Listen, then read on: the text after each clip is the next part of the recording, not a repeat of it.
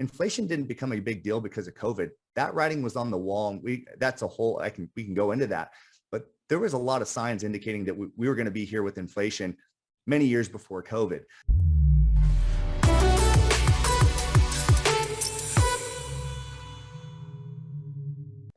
Based on what's going on very currently in the economy, which is runaway inflation, can you talk about how inflation impacts Bitcoin? I mean, other than the fact that it drives the Bitcoin price up or down, how it interacts differently than regular currency.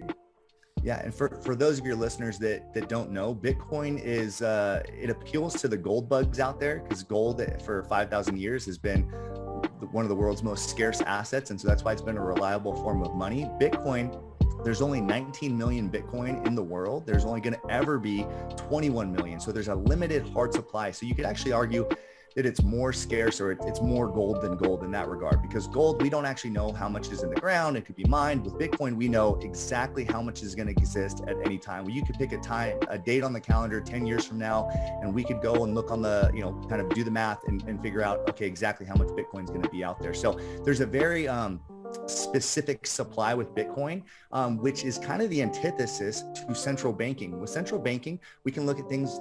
There's a metric called the M2 money supply, which will show you how many dollars are in existence. There's varying reports as far as how many dollars have been printed in the last 2 years. Some reports say, the official report from the M2 money supply is that it was 40% of all dollars ever. So in the last 200 plus years of the United States, 40% of all the dollars ever were created in the last 2 years. That's pretty staggering. There's some reports that say it's as high as 80%. And now maybe the 80% is high, and I think that probably is, but this just goes to show that we actually don't know. The central banking system is totally opaque. We don't know how much was printed. We don't know how much was given to big banks or bureaucrats or anything like that. There's just not a way of checking it. Bitcoin is the most distributed ledger. It literally gets audited every 10 minutes by everyone in the world that's on the Bitcoin network. So it's literally audited the most you could possibly check something, where the Federal Reserve has been in existence since 1913. It's written into the law that it's supposed to be audited periodically. Since 1913, it's not been audited one time.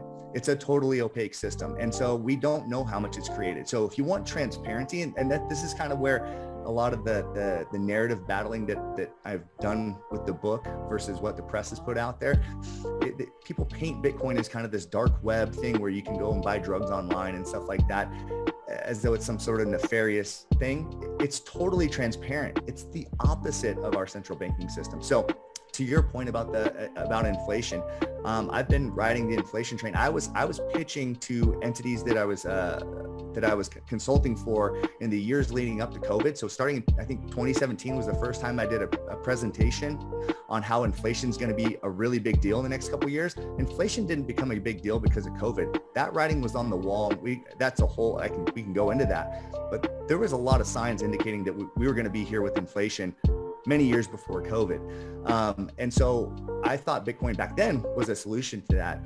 And then one of the counter arguments that you'll hear somebody say is, hey, look, inflation's at 8.5% right now. Bitcoin just tanked 40%. Bitcoin's the worst inflation hedge ever. And what I would say to that is like, well, it sounds compelling on its face. But if you think about it, smart money didn't buy Bitcoin last month or the month before when the CPI data came out and said that we're at 8.5% inflation. The people that were buying Bitcoin then, or at 69,000 at Bitcoin's highest price, it's 21,000 today. Those people were speculators. Speculators, they weren't buying it as an inflation hedge. The people that were buying Bitcoin as an inflation hedge was the smart money in March of 2020 or in April of 2020, when they saw a pandemic happening and they saw the money printers going, as the kids say, money printer go burr. It just prints and we don't know how much it's printing. Smart money was buying it then as a hedge. People that buy something as a hedge buy it ahead of time. And those people bought Bitcoin at $3,500. So it crashed to 21,000, but those people are still up 600 or 700% as an inflation hedge. So to that point, I would say it does still act as an inflation hedge because it's scarce versus something that is unlimited. Excellent. I mean,